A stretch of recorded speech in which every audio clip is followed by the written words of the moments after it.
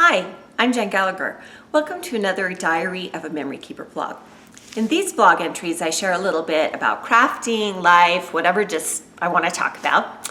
And today I thought we'd mix it up, and we're sitting in my great room, which I have recently updated. Now, I don't know if you're like me, but I like a little bit of a peek into other people's homes because I'm completely obsessed with HGTV and decorating and all those things. And so I thought it'd be fun to give you a little glimpse. This is an updated space. It's a lot different from what it looked like when we moved in. And if you want to see some before, and they're more like during pictures because we're still not done, but I've shared some on Facebook and on my blog at jengallacher.com. So head over and check those out. So another reason why we're here in my great room instead of my craft room is I needed a break from my craft room, and we're going to talk about that in this vlogging entry today. But think about places in your home where you feel secure and safe, and when you walk in you feel happy, and currently that is definitely this space for me here. Now, the topic that I want to talk about today is handling craft disasters. So I would love to say that every craft I attempt to make turns out beautifully and is completely pin-worthy, but that would be the biggest, fattest lie. I have lots and lots and lots of crafting disasters.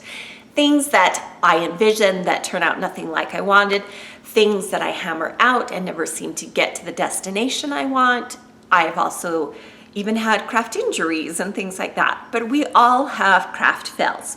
So I thought it'd be interesting, maybe not fun, but interesting to kind of talk about some crafting fails. The first one I want to talk about is a magazine layout that I was designing. So I have the great privilege of partnering with Scrapbooking and Cards Today magazine as one of their design team members. I both film some crafting videos for them as well as create scrapbooking layouts that appear in their magazine.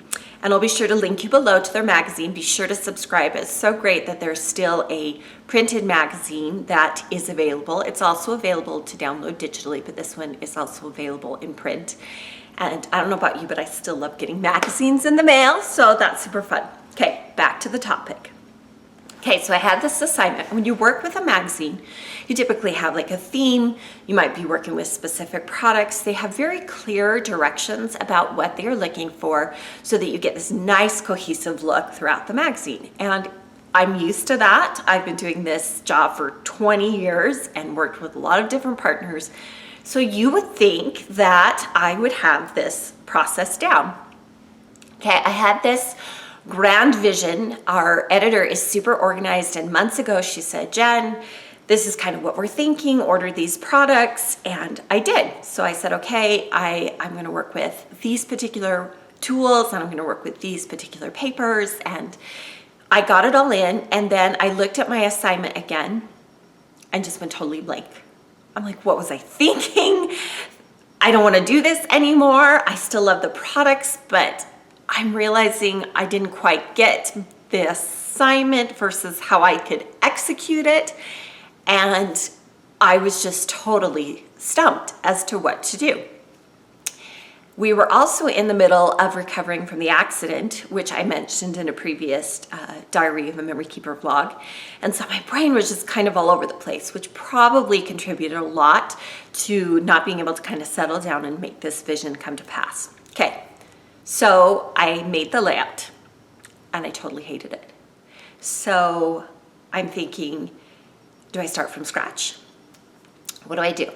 So I moved some things around and I hated it even more.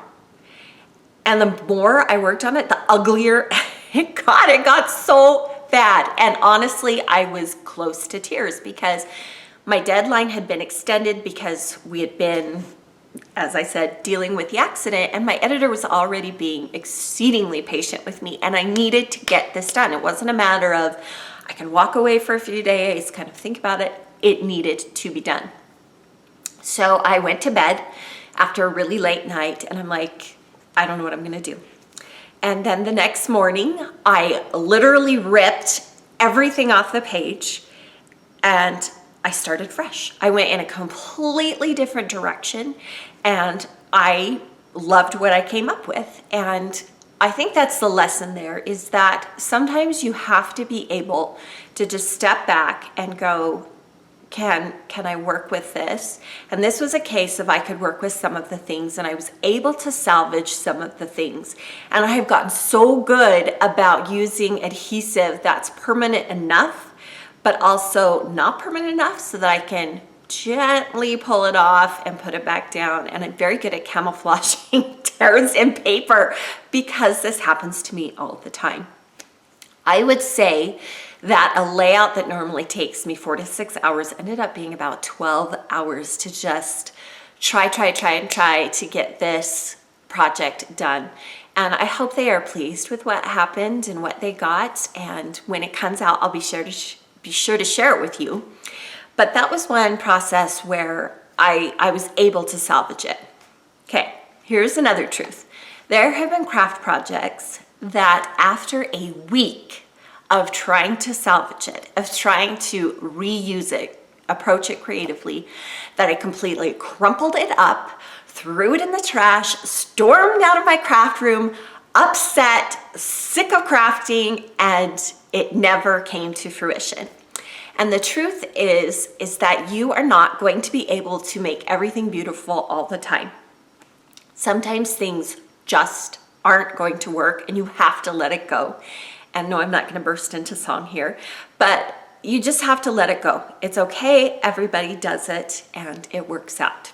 So either try to make it work and come at it a different way, or just let it go. Just move on. For some reason, you're not meant to do that particular project. Now, if it's an assignment like the magazine assignment I have, sometimes that's not an option, and I get that. But sometimes if it's just something that you're doing on your own, let it go. Just for some reason, the universe is conspiring against you, let it go. There have also been times when I've become so emotionally drained doing a project that when I've shipped it off, it's been photographed by the company, it's been marketed, it comes back and I throw it away. I just am so over it, done with it. I'm breaking up with this project and I just have to let it go. So whatever you need to do, I think sometimes I feel like I'm wasting my craft time if I'm not getting it right. But crafting is a process and it's not always about the end result. And I can say honestly that in every crafting disaster that I have had, I have learned something. It might be a new way of approaching things.